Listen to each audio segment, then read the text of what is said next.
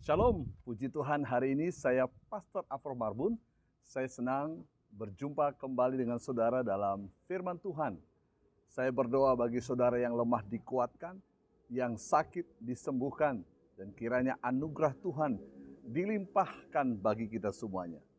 Bapak Ibu, saudara-saudara yang kekasih, dalam ibadah hari ini saya ingin menyampaikan sebuah pesan firman Tuhan bagaimana karya Roh Kudus dalam penggenapan amanat agung. Dalam Matius 28 ayat 16 sampai dengan ayat 20, firman Tuhan berkata demikian. Dan ke-11 murid itu berangkat ke Galilea, ke bukit yang telah ditunjukkan Yesus kepada mereka. Ketika melihat dia, mereka menyembahnya, tetapi beberapa orang ragu-ragu.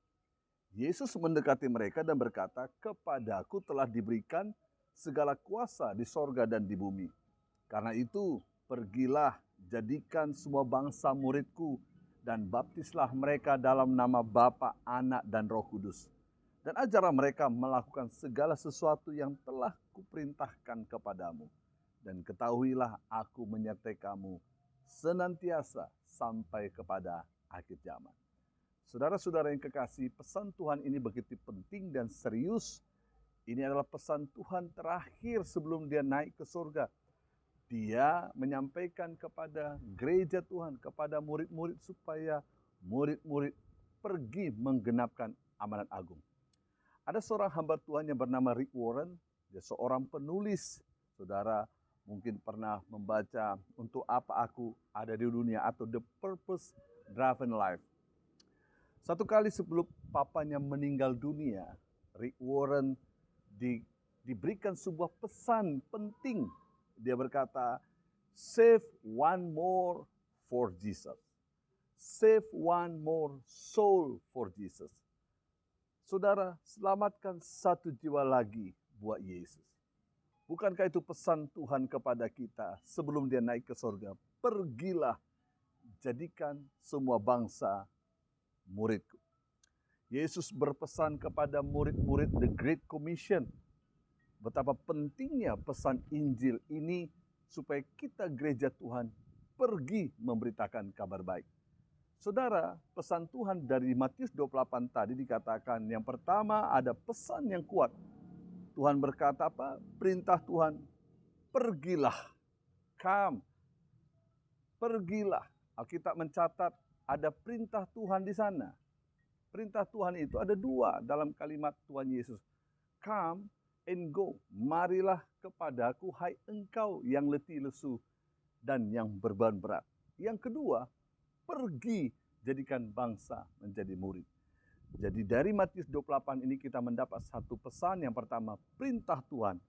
Pertama, pergilah, jadikan bangsa menjadi murid. Betapa seriusnya kata memuridkan itu. Kalau kita membaca dalam perjanjian baru, maka kita ketemukan 269 kali kata.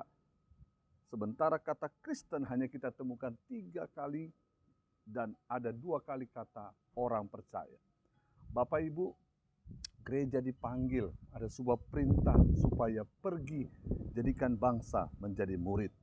Saudara-saudara, inti dari amanat agung adalah jadikan bangsa menjadi muridku. Bagaimana cara atau proses untuk memuridkan? Alkitab mencatat yang pertama pergilah, yang kedua baptislah, yang ketiga ajarlah. Bagaimana kita bisa menjadikan orang menjadi murid Kristus? Alkitab jelas mengatakan, kata penting tadi, pergilah, beritakan Injil bahwa Yesus sudah bangkit dari maut. Barang siapa yang percaya kepadanya akan diselamatkan. Bukan segera diselamatkan, tapi hidupnya diubahkan. Ada kata kerja di sana, paporiontetes, atau sementara, atau sambil kamu pergi katanya. Mungkin gak semua saudara pergi ke Papua, Kalimantan, atau ke bangsa-bangsa. Tapi sementara kamu pergi, kamu bisa apa?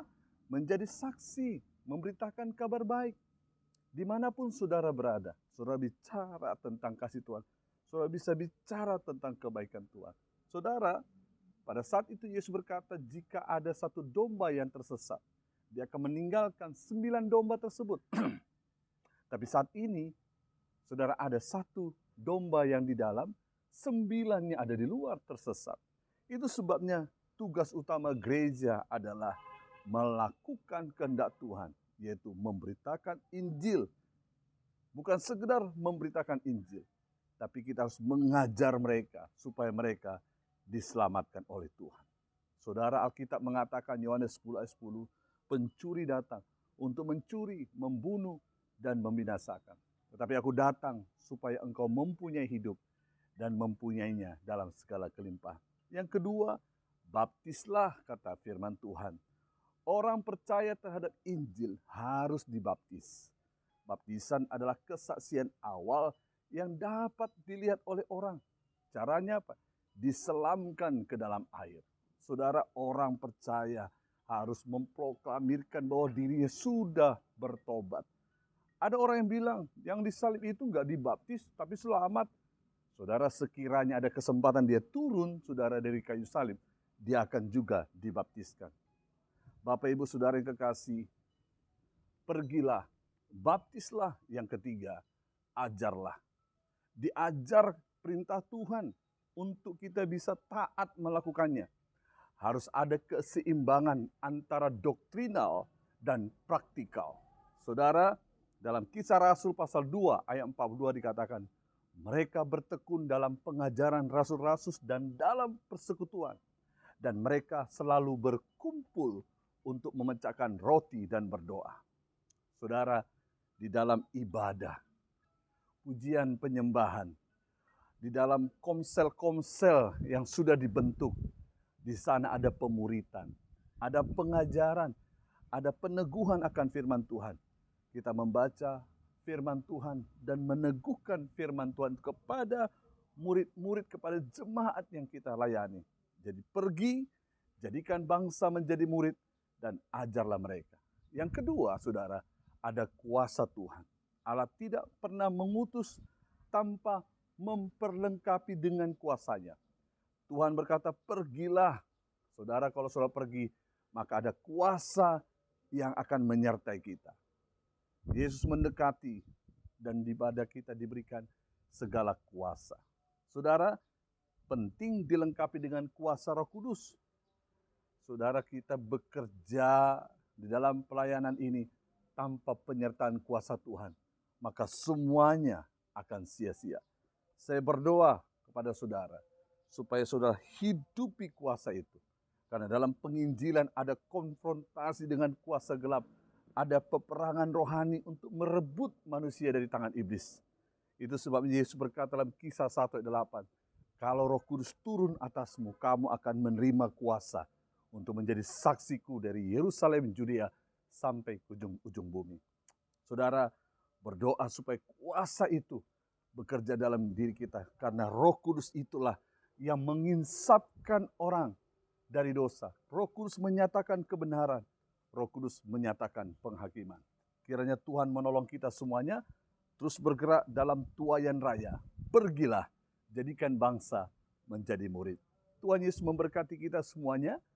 Mari saya berdoa buat kita semua supaya Tuhan melimpahi saudara dengan berkat Tuhan.